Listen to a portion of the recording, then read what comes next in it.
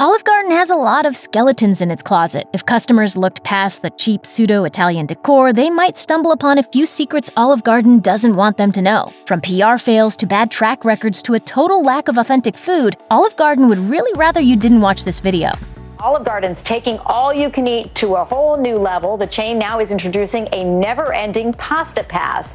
Sometimes a great idea is ruined by poor execution. It took a never-ending pasta promotion for Olive Garden to learn that lesson. The idea sounds great on paper. The company offered 1,000 never-ending pasta passes to the public for the ridiculously low price of $100. Well, you do the math, I'm doing the Alfredo. For those 7 weeks, those 1,000 lucky pasta lovers could eat all the pasta they wanted. They're trying to bring people back in here.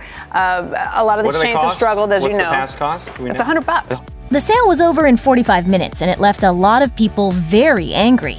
The passes were supposed to be available on the Olive Garden website at 3 p.m. on the designated day, but the website was swamped and kept crashing as people tried completing their orders. According to an Olive Garden spokeswoman, the website received 500,000 visitors in the first 30 minutes. But since only 1,000 customers successfully purchased their pasta pass, hundreds of thousands of customers were left in the dust. Plus, instead of running straight for their pasta paradise, a lot of winners sold their winning ticket on eBay. More than 50 passes were up for auction by the following day, with some bids getting close to $400.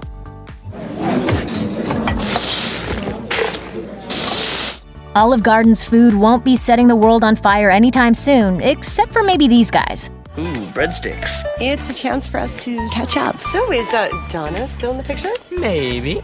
In 2006, one Indianapolis Olive Garden landed in hot water when they unwittingly served 373 customers one highly unpleasant dining experience. Norovirus is particularly contagious and causes vomiting and diarrhea. What's worse, it's often spread by eating food tainted with the feces or vomit of another infected person. Grandma had come up for a visit.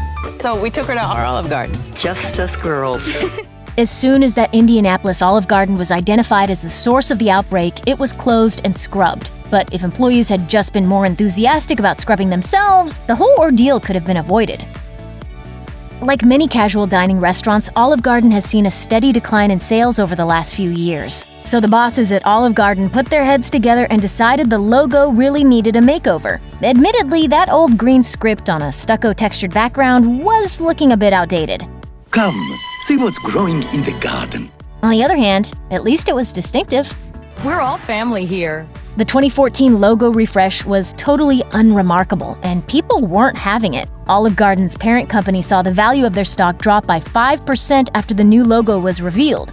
They should just go back to this campaign, right? What's saucy? What's squiggly? What's sweet? What's twirling and whirling? What's wooing and eyeing?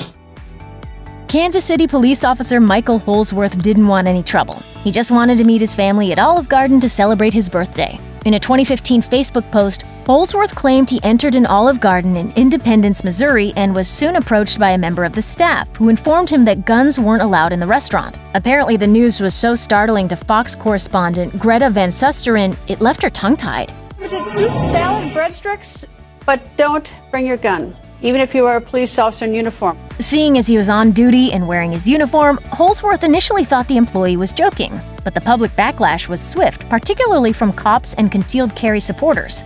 The kicking out, making him leave the restaurant, I think is disrespectful. I mean, they maybe could have handled it a little differently, maybe put your gun in the squad car. Olive Garden wasted no time defending itself. Olive Garden says the president of the restaurant, Dave George, reached out to the officer tonight over the phone, and he apologized. Considering they don't have health benefits and are required to share tips, it's no wonder Olive Garden employees can be unhappy. Still, that doesn't excuse the actions of former waiter Jason Kisner, who was fired in 2016 for falsely telling customers he had cancer just to get better tips. Right now, a breaking update on a server fired from Olive Garden for a lie we're told he used on customers to increase his tips.